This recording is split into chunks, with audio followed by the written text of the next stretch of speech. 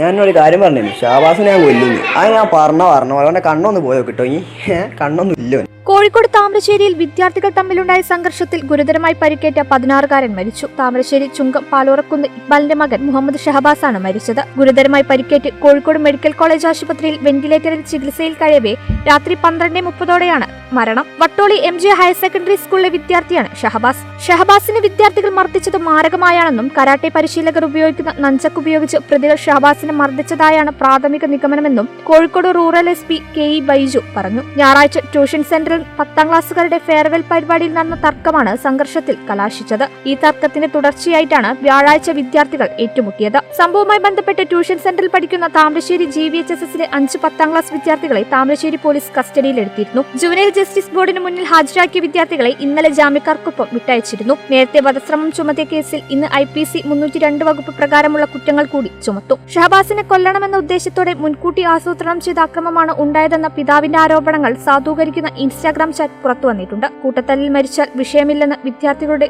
ചാറ്റിൽ പറയുന്നു. പോലീസ് കേസെടുക്കില്ലെന്നും വിദ്യാർത്ഥികൾ പറയുന്നുണ്ട്. പുറമെ കാര്യമായ പരിക്കുകളൊന്നും ഇല്ലാതിരുന്ന ഷഹബാസ് രാത്രി ഛർദ്ദിച്ചതോടെയാണ് വീട്ടുകാർ താലൂക്ക് ആശുപത്രിയിൽ എത്തിച്ചത്. നില വഷളായതിനെ തുടർന്ന് മെഡിക്കൽ കോളേജ് ആശുപത്രിയിലേക്ക് മാറ്റി. തലച്ചോറിൽ ആന്തരിക രക്തസ്രാവവും ചെവിക്കു സമീപം എല്ലിന് പൊട്ടലും ഉണ്ടായിരുന്നു. വെന്റിലേറ്ററിൽ പ്രവേശിപ്പിച്ച ഷഹബാസിന്റെ ആരോഗ്യനില ഗുരുതരമായി തുടരവെയാണ് മരിച്ചത്.